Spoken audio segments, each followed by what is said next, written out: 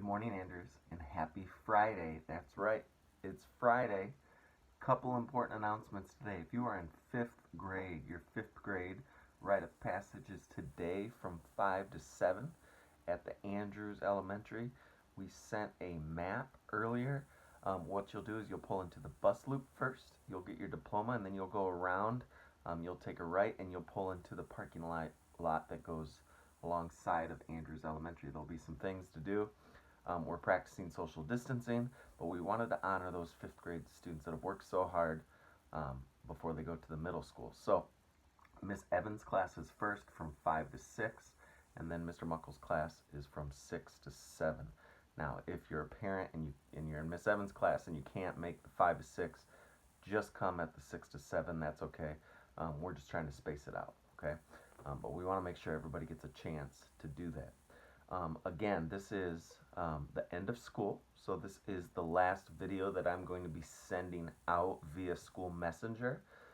So I am going to continue to make videos, but I don't want to bother anybody by sending it out to the whole school if you're not interested in it. So what you'll need to do if you want to continue to watch the videos is, if you watch the videos on actual YouTube, I think if you click the subscribe button, you'll be able to get alerts when I post new videos. It won't be every day, but I'd like to do quite a bit over the summer. So I think that's what you need to do. I'm not a YouTuber, so I'm not exactly sure, but I'm pretty sure if you hit the subscribe, you'll get alerts when new videos are posted. Alright, so we're on chapter 29. If you remember, we left off with the James and the Giant Peach and all of his buddies.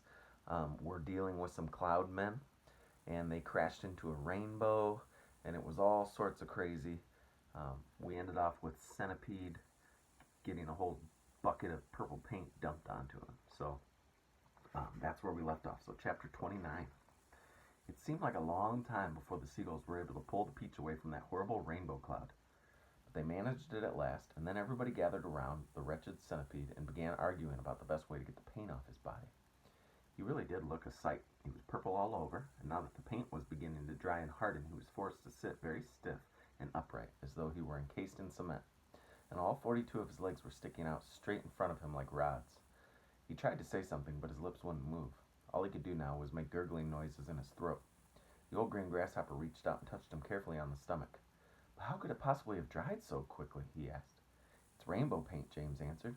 "Rainbow paint dries very quick and very hard." "I detest paint," Miss Spider announced. "It frightens me. It reminds me of Aunt Spiker, the late Aunt Spiker, I mean, because the last time she painted her kitchen ceiling, my poor darling grandmother stepped into it by mistake when it was still wet, and there she stuck. And all through the night we could hear her calling to us, saying, 'Help, help, help.' And it was heartbreaking to listen to her, but what could we do? Not a thing until the next day when the paint had dried. And then, of course, we all rushed over to her and calmed her down and gave her some food. Believe it or not, she lived for 6 months like that, upside down on the ceiling with her legs stuck permanently in the paint.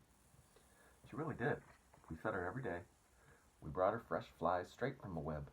But then on the 26th of April last, Aunt Sponge, the late Aunt Sponge, I mean, happened to glance up at the ceiling and spotted her. 'A spider!' she cried. 'A disgusting spider! Quick, fetch me the mop with the long handle.' And then, oh, it was so awful I can't bear to think of it." Miss Spider wiped away a tear and looked sadly at the Centipede. "You poor thing," she murmured. "I do feel sorry for you." "It'll never come off," the Earthworm said brightly. "Our Centipede will never move again. He will turn into a statue, and we shall be able to put him in the middle of the lawn with a bird bath on top of his head." "We could try peeling him like a banana," the old green grasshopper suggested. "Or rubbing him with sandpaper," the ladybird said. "Now, if he stuck out his tongue," the Earthworm said, smiling a little for perhaps the first time in his life, "if he stuck it out really far, then we could all catch hold of it and start pulling. And if we pulled hard enough, we could turn him inside out, and he'd have new skin." There was a pause while the others considered the interesting proposal. "I think," James said slowly, "I think that the best thing to do—" Then he stopped. "What was that?" he asked quickly. "I heard a voice. I heard someone shouting." Chapter 30. They all raised their heads listening. "Shh, there it is again." But the voice was too far away for them to hear what it was saying. "It's a cloud man," Miss Spider cried. "I just know it's a cloud man. They're after us again." "It came from above," the Earthworm said, and automatically everybody looked up. Everybody except the Centipede, who couldn't move. "Ouch," they said. "Help, mercy. We're going to catch it this time. From what they saw now, the swirling and twisting directly over their heads was an immense black cloud, a terrible, dangerous, thundery-looking cloud that began to rumble and roar even as they stared at it. And then, from high up on the top of the cloud, the faraway voice came down to them once again, this time very loud and clear. "On with the faucets," it shouted. "On with the faucets! On with the faucets!" 3 seconds later, the hole underneath of the cloud seemed to split and burst open like a paper bag, and then out came the water. They saw it coming. It was quite easy to see because it wasn't just raindrops. It wasn't raindrops at all. It was a great solid mass of water that might have been on a lake or a whole ocean dropping out of the sky on top of them. And down it came, down, down, down, crashing first on the seagulls and then on the peach itself. While the poor travelers shrieked with fear and groped about frantically for something to catch hold of, the peach stem, the silk strings, anything they could find, and all the time the water came pouring and roaring down upon them, bouncing and smashing and sloshing and slashing and swashing and swirling and surging and whirling and gurgling and gushing, rushing and rushing. And it was like being pinned down underneath the biggest waterfall in the world, not being able to get out. They couldn't speak, they couldn't see, they couldn't breathe. And James Henry Trotter, holding on madly to one of the silk strings above the peach stem, told himself that this must surely be the end of everything at last. But then, just as suddenly as it started, the deluge stopped. They were out of it, and it was all over. The wonderful seagulls had flown right through it and come out safely on the other side. Once again, the giant peach was sailing peacefully through the mysterious moonlit sky. "I am drowned," gasped the old green grasshopper, spitting out water by the pint. "It's gone right through my skin," the earthworm groaned. "I always thought my skin was waterproof, but it isn't, and now I'm full of rain." Look at me," shouted the centipede excitedly. "It washed me clean. The paint's all gone. I can move." "Well, that's the worst news I've had in a long time," the earthworm said. The centipede was dancing around the deck and turning somersaults in the air, singing at the top of his voice. "Oh, hooray for the storm and the rain. I can move, I don't feel any pain. And now I'm a pest, I'm the biggest and best, the most marvelous pest once again." "Oh, do shut up," the old green grasshopper said. "Look at me," cried the centipede. "Look at me, I am freed, not a scratch, nor a bruise, nor a bleed.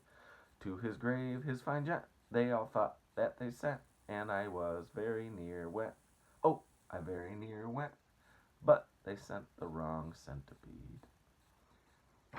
All right, let's see the next chapter. These are pretty short chapters. I'll read one more, 31. "How fast are we going all of a sudden," the ladybird said. "I wonder why." "I don't think the seagulls like this place any better than we do," James answered. "I imagine they want to get out of it as soon as they can. They got a bad fright in that storm we just been through."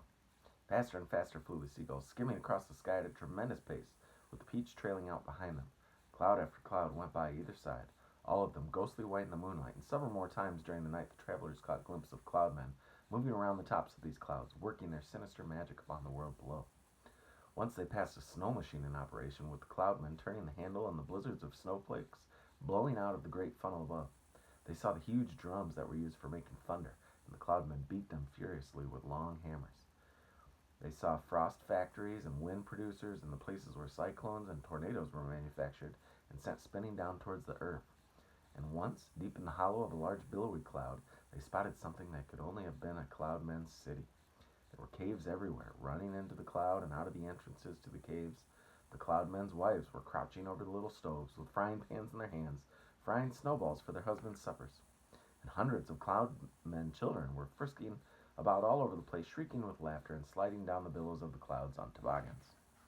An hour later, just before dawn, the travelers heard a soft whooshing noise above their heads, and they glanced up and saw an immense gray bat-like creature swooping down towards them out of the peach.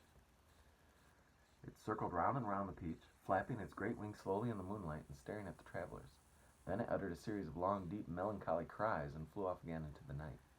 "Oh, I do wish this morning would come," Miss Spider said, shivering all over. "It won't be long now," James answered. "Look, it's getting lighter over there already." They all sat in silence and watched the sun as it came slowly over the rim of the horizon for a new day. All right, chapter 32 is only one page.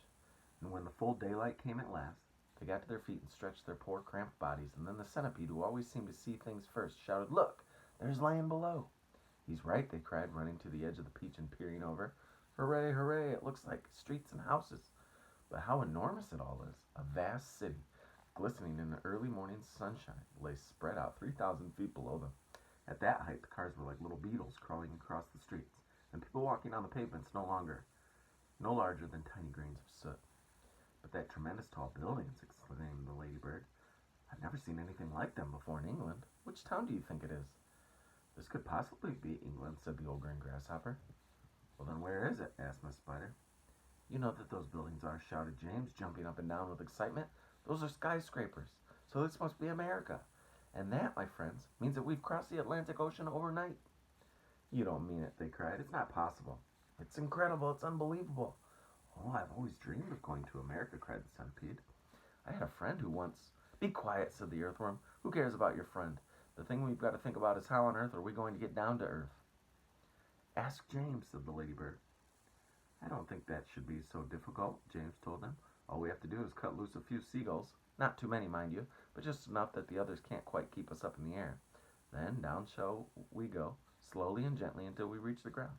Centipede will bite to the strings for us, one at a time. All right, we're going to stop there. So we read 3 short chapters, I believe. Now we're on chapter 33. And look, that's only 2 paragraphs long. So we're getting close to the end of this book. So I think the next video I do, probably on Monday, it will just be the end of the book. So thanks for sticking with me, friends. I hope you've enjoyed this book. Remember, if nobody told you they love you today, I love you very much. And even though school's over and summer is upon us, I will always be here. You can always reach me. I work all summer long, so I look forward to seeing you.